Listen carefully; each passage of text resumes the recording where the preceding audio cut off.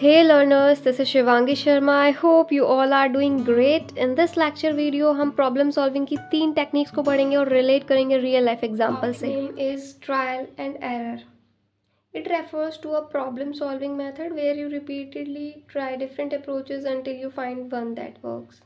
ये problem solving method है जिसमें हम अलग अलग अप्रोचेस को ट्राई करते हैं और तब तक ट्राई करते रहते हैं जब तक हम किसी ऐसी अप्रोच तक ना पहुंच जाएं जो उस प्रॉब्लम को सॉल्व करने में हमारी हेल्प करे.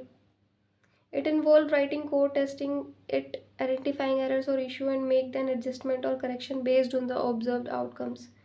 इसमें हम कोड लिखते हैं, कोड लिखने के बाद उसको टेस्ट करते हैं, चेक करते हैं क्या उसमें कोई एरर्स तो नहीं है, और अगर कोई एरर होती है तो उसमें एडजस्टमेंट करते हैं, उसको ठीक लिखते हैं जो भी हमने ऑब्जर्व किया है उसके बेसिस पे. This iterative process continues until the desired solution is achieved. ये आइट्रेशन प्रोसेस आइटरेटिव इसलिए कहा गया क्योंकि बार बार हम अलग अलग अप्रोचेस को ट्राई कर रहे हैं ना, तो रिपीटिशन हो रहा है यहाँ पे. तो ये आइटरेटिव प्रोसेस तब तक चलता रहेगा जब तक एक सॉल्यूशन तक हम ना पहुँच जाएं.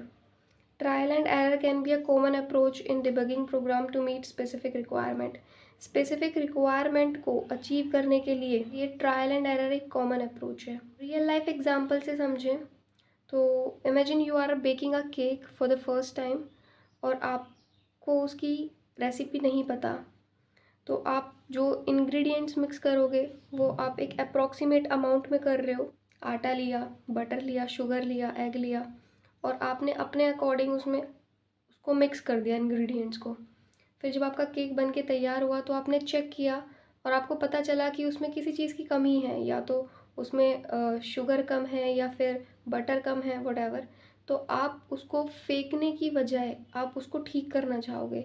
ठीक करने के लिए आप उसमें एडजस्टमेंट करोगे, जो टेक्निक आपने लगाई हैं उनको एडजस्ट करोगे, या फिर टेक्निक गलत है तो उसको चेंज करोगे, या फिर आप देखोगे कि उसका बेकिंग टाइम और टेम्परेचर क्या होना चाहिए, वरना आप उसमें फ्लेवर्स ऐड करोगे. तो कुछ आप ये अप्रोचेस लगाओगे ताकि आप एक डिज़ायर्ड आउटपुट तक पहुंच सको. तो ये अलग अलग अप्रोच हम तब तक लगाते रहेंगे जब तक एक ऐसे सॉल्यूशन तक ना पहुंच जाए जो हमारी प्रॉब्लम को सॉल्व कर पाए. वैसे यहाँ पे ट्रायल एंड एरर टेक्निक है. Third is brainstorming. This method typically refers to a technique used during the initial stage of software development to generate ideas, solution और algorithm. Brainstorming जो method है, इस टेक्निक का यूज़ हम जब करते हैं, जब सॉफ्टवेयर को डेवलप करना होता है हमें, तो उसकी इनिशियल स्टेज में हम इसका यूज़ करते हैं. हम देखते हैं कि एक सॉफ्टवेयर को डेवलप करने के लिए क्या क्या आइडियाज़ होंगे, क्या उसके सॉल्यूशन होंगे, क्या एल्गोरिदम होगा. कोई भी प्रोग्राम जो हम डिज़ाइन करते हैं तो उस प्रोग्राम को डिज़ाइन करने से पहले उसका एल्गोरिदम डिज़ाइन किया जाता है. इट इन्वॉल्व अ ग्रुप और individual generating a large number of ideas without evaluating them initially. Software को डेवलप करने से पहले सिर्फ उसका एक ग्रुप बनाया, जो भी आइडियाज़ आए हमारे पास. अब ब्रेनस्टॉर्मिंग के अंदर सबसे पहला पॉइंट है identifying requirement.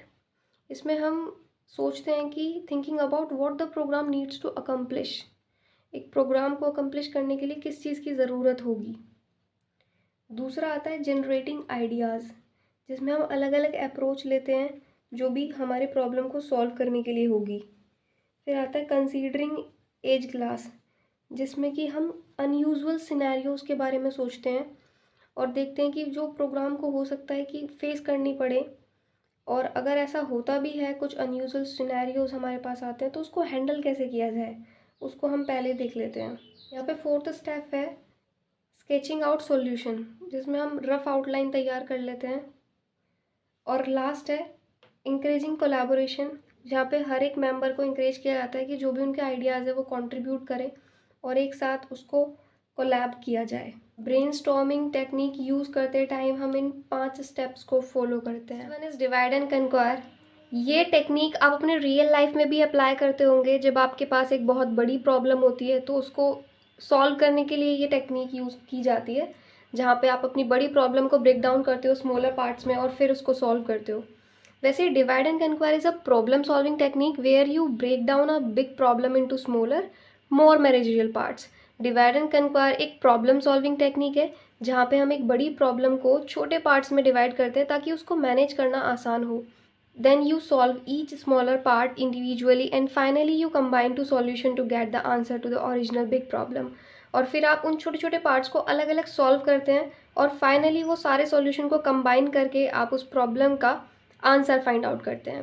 Suppose you have a big list of numbers और उसमें आपको सबसे लार्जेस्ट नंबर फाइंड आउट करना है, तो आप डिवाइड एंड कंक्वायर मेथड अप्लाई करोगे. आप उस बड़ी लिस्ट को 2 इक्वल हाफ में डिवाइड करोगे और फिर उन दोनों इक्वल हाफ में सबसे लार्जेस्ट नंबर देखोगे और उन 2 लार्जेस्ट नंबर को कंपेयर करोगे.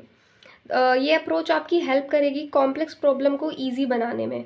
वैसे डिवाइड एंड कंक्वायर भी एक बड़ी प्रॉब्लम को छोटे छोटे पार्ट्स में ब्रेक डाउन करके फिर उनको इंडिविजुअली सॉल्व करता है. उनको सॉल्व करने की 3 टेक्निक्स को पढ़ा. The first one is trial and error, second one is brainstorming and the third one is divide and conquer. हमने इसको एग्जाम्पल से रिलेट करके समझा. आई होप आपको ये समझ में आया हो. Share this channel with those who are computer science students and stay blessed always.